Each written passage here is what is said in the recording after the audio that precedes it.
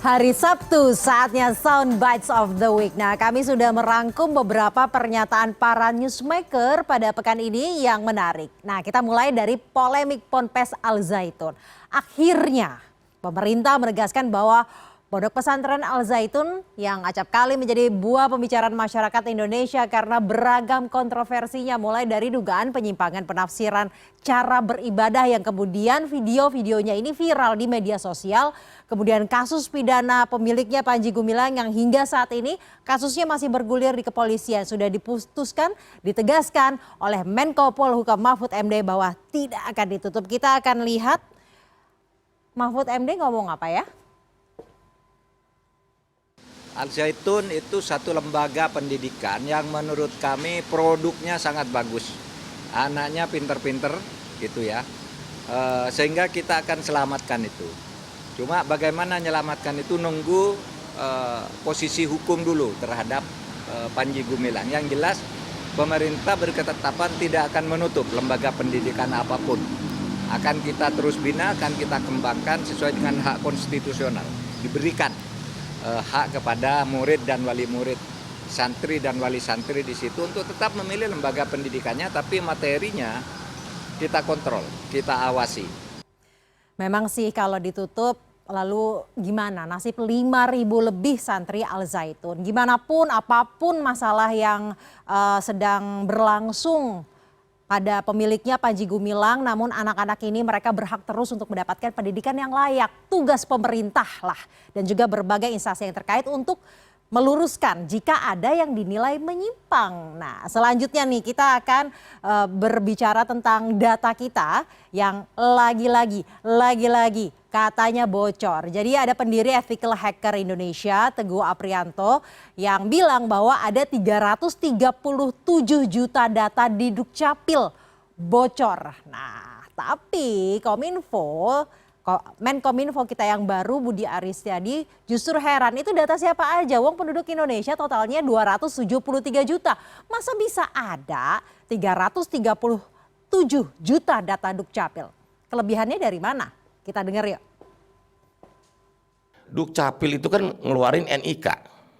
Sementara data pribadi kan banyak instansi yang mengumpulkan data pribadi. Ini bocornya yang mana?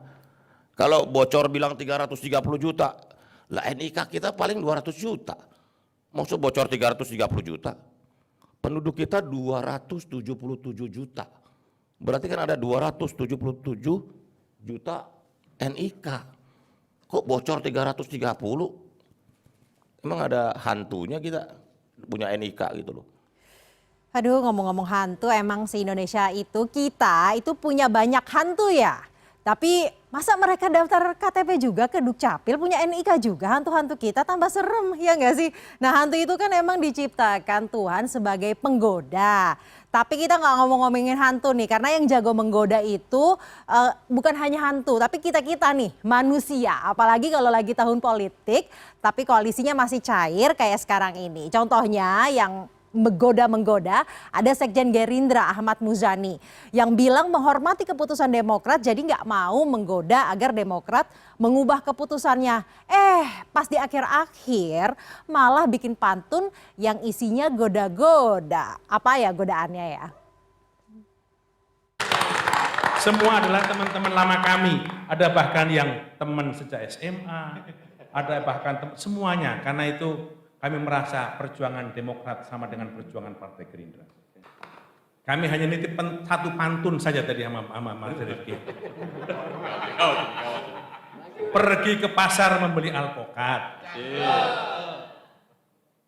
Membelinya di pasar terapung.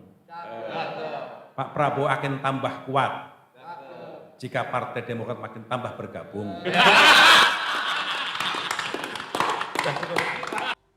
Jago ya, pantunnya asik ya. Ini tuh semacam kamu nggak apa-apa kok tetap sama dia, tapi yakin nggak mau balikan sama aku nih, kan kita teman lama katanya, balikan. Nah, kalau yang tadi itu kan goda-menggoda.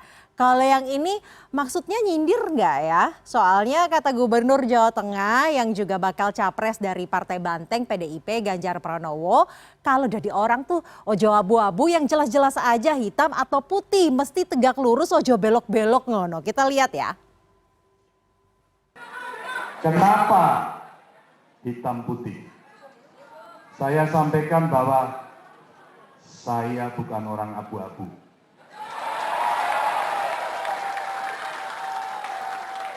Ketika kita bersikap pada sebuah keputusan yang sulit, Anda mau pilih yang mana? Hitam atau putih? Saya yakin yang hadir di sini sudah memilih pada sikap itu. Mudah-mudahan kita sama. Ikhlaskan ketika ada bagian dari kita berpindah ke kamar sebelah. Ikhlaskan itu. Tidak perlu ditangisi karena di awal sudah saya sampaikan Anda mau hitam atau mau putih.